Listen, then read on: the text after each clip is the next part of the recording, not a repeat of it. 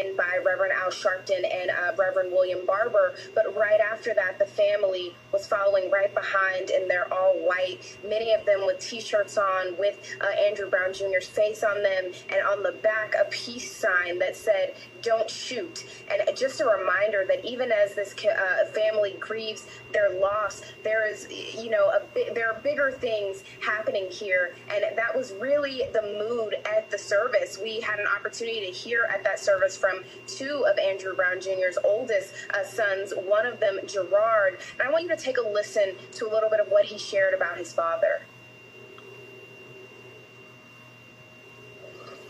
Me and my dad, we was like best friends.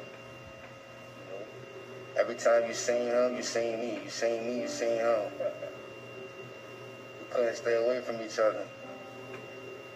I remember growing up, couldn't nobody tell me nothing wrong with my daddy. You say anything wrong, I'm ready to go to war with you behind me. I'm talking 4 years old, 5 years old, 6 years old. It's crazy what's going on right now. And I love my daddy to death.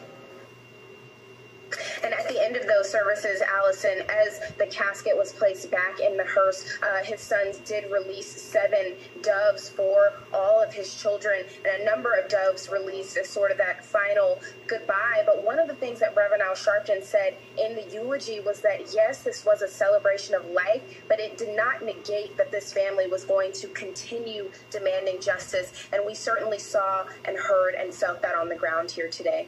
Allison? Yeah, it is 12 days of peaceful protest in the city, and the community members that I spoke to today tell me that they will continue that. They are not going to let up, and they are demanding justice. They want to see justice and transparency. And for a lot of folks, what that transparency means is a release of the body cam footage to the public. A judge last week said that he wanted to wait to release that footage to the public until the investigation had concluded, and that could be up to 30 days. And many people here are saying that that is not enough. And while these funeral services may be over, they are going to continue marching, continue to demand justice in this case, Allison. Clip of the video of the body cam footage, and that a judge has ordered that they be allowed to see all of the body cam footage, and we expect that to happen at some point this week. I believe they have until the end of the week to view that footage, although it is unclear to what extent that video is going to be redacted. But I think that is going to be the next sort of moment in this case, is once the family has an opportunity to see that and what they will say about that footage while the rest of the public waits to see if and when they will be allowed to see it as well. We also know that while a number of the officers that actually shot their weapons on that day are still on leave, a number of officers have been reinstated who were on the scene at that time but did not fire those weapons. So that's the other latest development in this case, but really still a lot of unanswered questions and a lot of folks waiting to see if they're going to be allowed to see that body cam footage. Allison?